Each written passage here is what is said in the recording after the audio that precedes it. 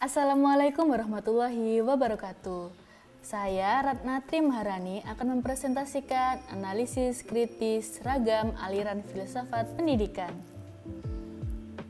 Filsafat merupakan suatu ilmu dalam memandang suatu fenomena secara mendalam hingga ke akarnya. Filsafat pendidikan memberikan jawaban atas permasalahan yang ada pada manusia, jawaban atas ketidaktahuan mengenai sesuatu, bentuk dan wujud reaksi, kreasi, pemahaman, gagasan mengenai prinsip dan cita-cita pendidikan. Terdapat banyak aliran filsafat. Aliran tersebut masing-masing memiliki kelebihan tersendiri. Aliran filsafat ada realisme, idealisme, positivisme, pragmatisme, progresifme, perennialisme, behaviorisme, kognitivisme, humanisme, dan konstruktivisme. Semua aliran tersebut memiliki cara pandang dan mempengaruhi perkembangan ilmu pada pendidikan. Konsep dasar aliran filsafat. Aliran realisme merupakan aliran filsafat yang luas, meliputi materialisme di satu sisi dan sikap yang lebih dekat kepada idealisme objektif di pihak lain. Asumsi yang dipakai adalah bahwa yang real itu bersifat permanen dan tidak berubah sehingga ide atau universal adalah lebih real daripada yang individual. Realisme menegaskan bahwa sikap common sense yang diterima orang secara luas adalah benar, artinya bahwa bidang alam atau objek fisik itu ada, tak bersandar kepada kita, dan bahwa pengalaman kita tidak mengubah fakta benda yang kita rasakan. Aliran perennialisme berasal dari kata perennial yang berartikan abadi atau kekal. Esensi kepercayaan filsafat perennialisme berpegang pada nilai-nilai atau norma-norma yang bersifat abadi. Pemecahan masalah pada aliran ini dengan cara melihat kembali pada kebudayaan masa lampau yang masih ideal untuk diterapkan.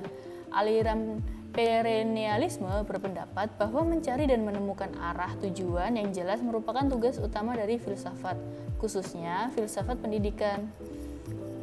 Jadi maksudnya, aliran realisme memandang yang real bersifat permanen dan tidak dapat berubah, dapat mengetahui objek sebagaimana yang ada pada objek yang sesungguhnya. Sedangkan aliran perennialisme, cara pandang melihat masa lalu yang dimana pemecahan permasalahan dilihat dari teori budaya di masa lalu yang masih bisa diterapkan untuk di masa sekarang. Tokoh aliran filsafat. Pada aliran realisme terdapat Aristoteles. Pemikiran Aristoteles banyak memberikan kontribusi kepada manusia dengan mengembangkan ilmu-ilmu pengetahuan dalam filsafat seperti logika, metafisika, politik, etika, atau moral, biologi, dan juga psikologi. Menurut Alfred berpendapat, kita ini berbeda dalam alam warna, suara, lain, objek indrawi. Pengetahuan tentang sejarah mengungkapkan kepada kita kepada masa lampau. Aktivitas seseorang tampaknya menuju lebih jauh dari jiwa manusia dan mencari serta mendapatkan batas terakhir dalam dunia yang kita ketahui. Tokoh-tokoh yang berpengaruh dalam aliran perennialisme ada Aristoteles. Untuk mencapai tujuan pendidikan, aspek fisik, intelektual, dan emosi harus dikembangkan secara seimbang, bulat, dan totalitas. Menurut Plato, program pendidikan yang ideal berorientasi kepada nafsu, kemauan, dan akal agar kebutuhan yang ada pada setiap lapisan masyarakat terpenuhi.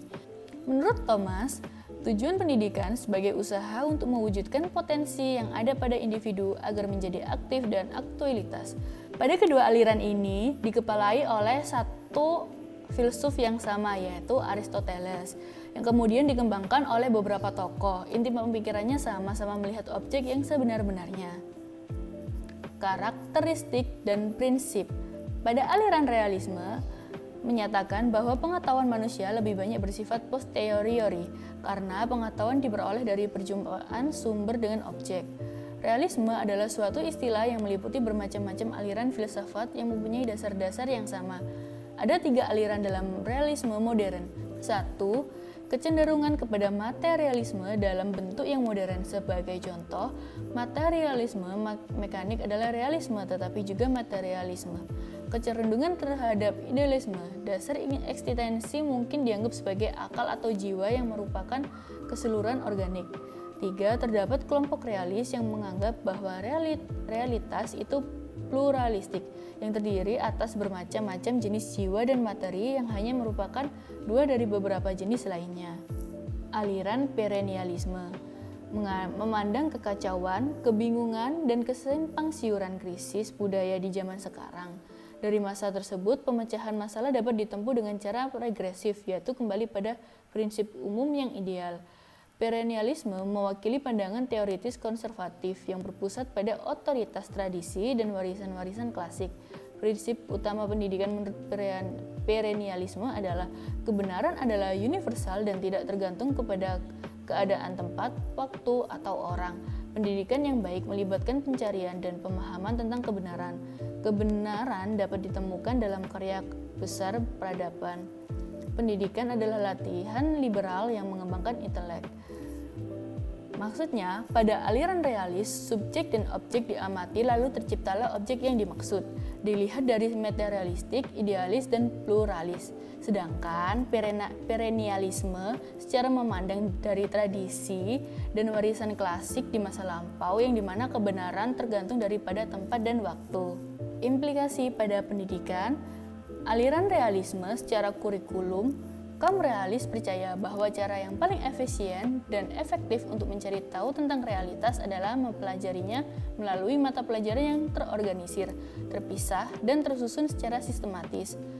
Guru adalah orang yang memiliki tubuh pengetahuan yang harus mampu mentransmisikan kepada siswa. Ini semacam hubungan yang ditekan pada realisme. Pengajaran tidak harus mengindoktrinasi dan proses belajar mengajar harus berlangsung interaktif.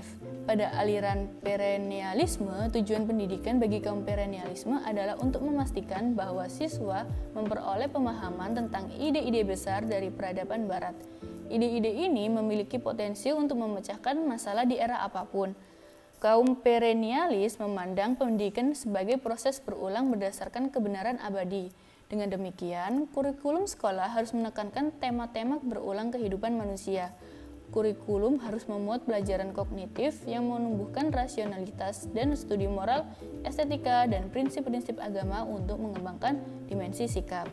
Kurikulum fokusnya adalah untuk mengajarkan ide-ide yang kekal untuk mencari kebenaran abadi yang konstan, yang tidak berubah, sebagaimana dunia alam dan manusia sebagai yang paling penting yang tidak berubah. Pada aliran realis, pemahaman guru sangat dibutuhkan dalam pengajaran. Guru diharapkan bisa memberikan pendidikan secara baik dan bisa mengajarkan secara interaktif dengan berbagai cara.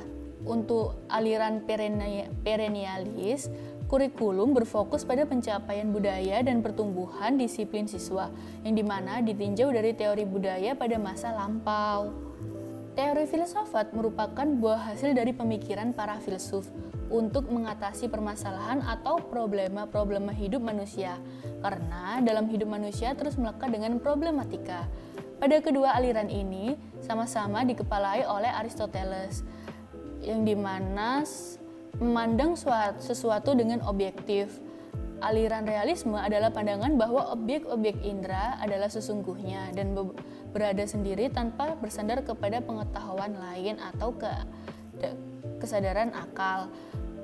Penerapan pada pendidikan aliran realisme secara kurikulum, kaum realis percaya bahwa cara yang paling efisien dan efektif untuk mencari tahu tentang realitas adalah mempelajari melalui mata pelajaran yang terorganisir, terpisah, dan tersusun secara sistematis. Aliran perennialisme adalah abadi atau kekal. Esensi kepercayaan filsafat perennialisme berpegang pada nilai-nilai atau norma-norma yang bersifat abadi. Penerapan pada pendidikan aliran perennialisme, kurikulum harus memuat pelajaran kognitif yang menumbuhkan rasionalitas dan studi moral, estetika, dan prinsip-prinsip agama untuk mengembangkan dimensi sikap. Sekian presentasi saya mengenai hakikat aliran filsafat pendidikan. Bila ada pertanyaan, silakan bertanya di kolom komentar. Sekian dan terima kasih. Assalamualaikum warahmatullahi wabarakatuh.